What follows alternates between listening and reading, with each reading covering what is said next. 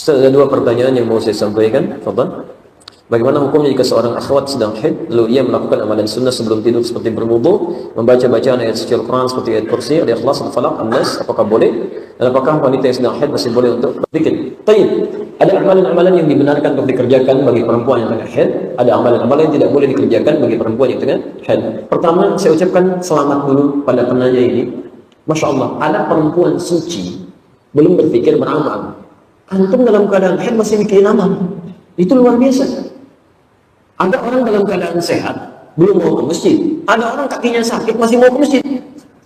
Ada seorang ibu di Al-Azhar bertanya, Ustaz, saya sakit, sempat lumpuh di rumah sakit, gak bisa keluar. Lalu saya coba sholat, Ustaz tayamum, diterima gak sholat saya?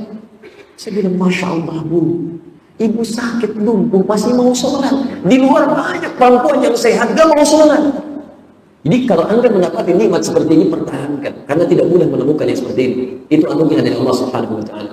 Dan yang tidak boleh dilakukan adalah amalan-amalan yang khusus disebutkan dalam isyarat-isyarat Nabi sallallahu alaihi wasallam. Di antaranya amalan salat-salat fardu seperti salat salat fardu termasuk salat sunnah. Semua jenis salat tidak boleh dilakukan. Tidak boleh dilakukan. Baik, kedua, menyengaja membaca Al-Qur'an. Menyengaja membaca Al-Qur'an. Jadi khusus bacaan Al-Qur'an yang dimaksud, bukan kalangan doa tertentu. Itu tidak diperkenankan, dan sepakat ulama di sini. Termasuk Imam An-Nawawi dalam kitabnya At-Tibyan fi Adab Hamalatil Quran.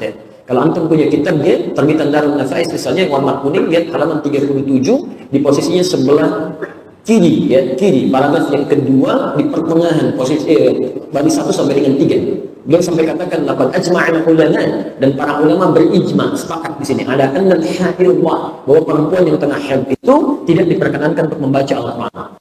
Baca, ya, kalau megang mushaf masih boleh. Yang tidak boleh itu baca, ya, baca di sini. Tapi kalau yang dimaksudkan zikir-zikir doa dan sebagainya tidak terkait dengan itu masih boleh. Allahumma antas salam, minkas salam, tabaraka ya dzal jalali wal ikram, astaghfirullah, kan? Atau antum membaca Quran terkait dengan doa, itu masih boleh. Terkait dengan doa. Ya, bisa di antara doa-doa di Quran misalnya ada ayat yang langsung ke doa Rabbana la tu'akhidna in nasina aw akhtana. Dan seterusnya itu masih boleh. Termasuk ayat-ayat Quran tadi kalau diposisikan sebagai zikir, ya, ayat kursi, Al-Ikhlas, Al-Falaq, An-Nas, kalau diposisikan sebagai doa, bukan menyengaja bacaan ayat Quran, itu masih boleh. Itu masih boleh. Dan di sini ulama tidak ada khilaf di situ. Jelas di sini? Nah, ini bagian yang pertama. Tapi berita baiknya, hadis riwayat Al-Bukhari, Nabi sallallahu alaihi wasallam menyampaikan, "Idza maridha al-'abdu aw safar, kutiba lahu mithla ma kana 'alaihi muqiman sahiha." Kalau seorang hamba punya uzur, bahkan uzurnya cuma safar, dan tidak bisa mengerjakan amalan rutin seperti biasa yang kerjakan, maka karena uzurnya ini dituliskan pahalanya tersempurna, sempurna. Bahkan kalaupun cuma sebentar, antum biasa misalnya dalam keadaan mukim, ya, sholat sempurna, zuhur 4 rakaat, asar 4 rakaat, kemudian tunaikan sunnahnya. Kalau Allah misalnya mau berangkat nih dari Bandung misalnya mau ke Jakarta, macetnya luar biasa, lalu antum istirahat misalnya kan di kilometer yang paling depan, kilometer berapa dari sini?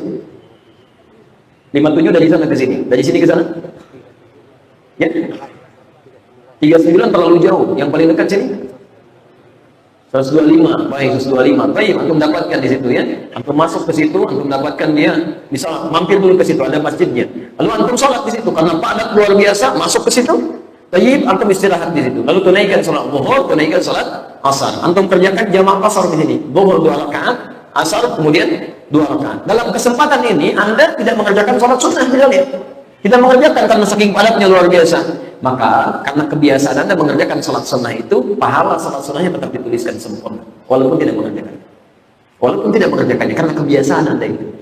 Situasi terbalik misalnya, Masya Allah, jamaah asar, ya, zuhur 2 rakaat, asar 2 rakaat, tapi situasi masih santai, ada waktu luang dan sebagainya, ada terbuka kesempatan sholat sunnah, masih bisa sholat sunnah kita? Bisa, tidak, nggak usah terlalu soleh, jangan terlalu soleh, nggak usah dikerjakan. Ya, yang zuhur aja wajib dikurangi, zuhur fardu 4 wajib dikurangi jadi 2, antum tambah lagi dengan sunnah. Jadi nggak usah dalam keadaan demikian, ilahnya itu rukhsah di situ. Jadi ketika Anda nggak kerjakan itu pahala dituliskan. Yang paling luar biasa, idza maridha al-'abdu, kalau ada uzur yang jelas di sini. Perempuan saat sucinya sering baca Al-Quran, sering sholat sunnah, sering beramal soleh, itu saat haidnya semua pahalanya dituliskan. Tanpa dikurangi sedikit. Jadi rugi kalau ada seorang perempuan dalam keadaan sucinya, dia tidak pernah menunaikan amalan-amalan sunnah. Cuman sholat fardu aja. Itu begitu dia haid, yang dituliskan cuma amalan fardunya. Ya, jadi bertakwalah kepada Allah, perbanyak amalan-amalan saat dalam keadaan suci. Karena cuma perempuan yang diberikan, laki-laki tidak. Bahkan cek. Bukti alhamdulillah ya pahala kita dituliskan walaupun kita nggak sholat, belum tentu. Kalau dalam keadaan suci dia nggak mau beramal.